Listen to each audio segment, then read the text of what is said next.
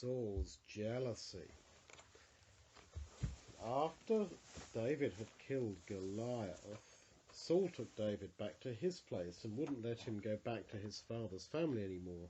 He set him over all the soldiers, and the people and all the servants at the palace thought that David was wonderful, and Jonathan, Saul's son, came to love David as his own brother, and they made a special agreement of friendship.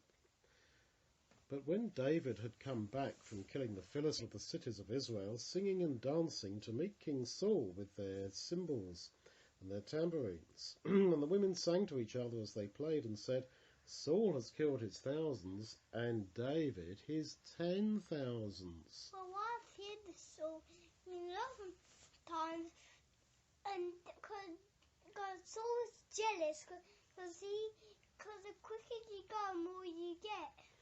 Well, this displeased Saul, as you say. He was jealous, and he said, if they think that David is 10 times better fighter than I am, he'll soon take their kingdom from me and become the king. And from then on, Saul looked at David suspiciously. The next day, David was playing his harp, as he did usually, and an evil spirit from the Lord came upon Saul, and he picked up a javelin. Yeah, then he throwed it. That's right, a sharp spear, and threw it at David, thinking, I will pin David to the wall with it. David just dodged the point of the javelin and ran away. Saul was then even more frightened of David, because he knew that God was with David, and no longer was God with him. But David acted very wisely in all his ways, and all the people of Israel loved David. And then Saul said to David, here is my older daughter Medai, my battles for me. Saul didn't want to kill David now with his own hand, but he hoped that David would be killed by the Philistines. But David very humbly said, who am I, and what is my small family, that I should be the son-in-law of the king? But at that time, when Medai should have been given to David, instead Saul gave her to another man called Adriel. But it happened that Michal, Saul's younger daughter, fell in love with David, and when Saul knew about this, he was very happy, and he thought that through this situation he could somehow capture and destroy David. So he called for David and told him, you will still be my son-in-law and marry my other daughter.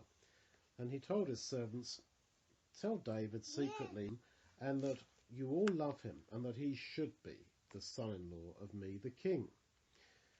But David kept saying, I'm too poor to marry a king's daughter. And the servants told Saul this. Then he climbed up a wall. Yeah, that's right. We come to that later.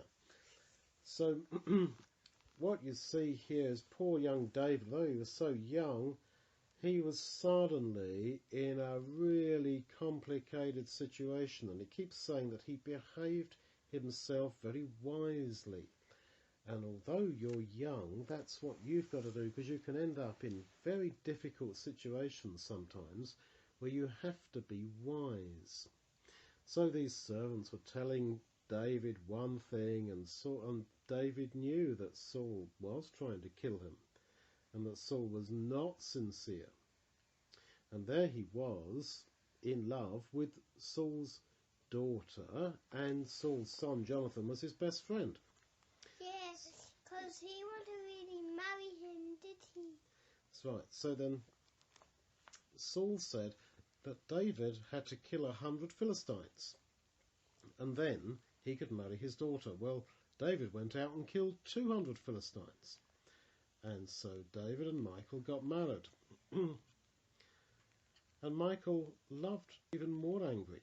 And Saul told Jonathan his son and all his servants to kill David. But Jonathan went to his friend David and said, my father Saul is trying to kill you, so please go and hide yourself. So you can see how difficult it can be sometimes to be a true child of God. That sometimes even those who you should respect, you find don't really love God or God's word or Jesus.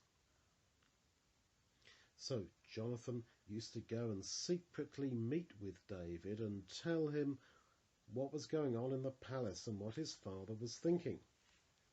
There was another time when David again came back into the palace and played his harp, and again Saul tried to kill David by throwing his spear at him, and again David just dodged out of the path of the spear and ran away from the palace. He dodged all the time. That's right. So Saul sent messengers to Michal and David's house to watch the house and kill David in the morning. And Michal, David's wife, knew about this and told David, "You need to get away tonight, or else tomorrow you'll be killed." So Michal let David down through a window, just like Rahab let the spies down, and just like the brethren let Saul down over the wall of Damascus. And Michal made an image and put it in the bed so that it looked like David. And when Saul sent his messengers to kill David, and they came in to the house, she said, "Oh, David's sick." And the soldiers came back and told Saul that, and he said, "Well, go and kill him in his bed." And when they came into the bedroom, they found that she just made out as if David was there.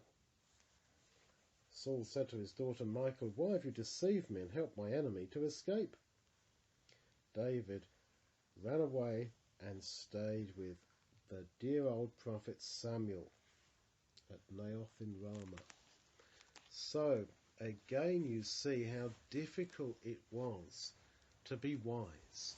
And later on in his life, David reflected and said that the law of God was his study all the day long at this time, and that it was that which made him wiser than his enemies. So although you're young, you can be wise. And we all have difficult people in our lives, and God will give us wisdom so that we can walk the right way. And if we simply love God with all our heart and soul as David did, then somehow all these things will work out.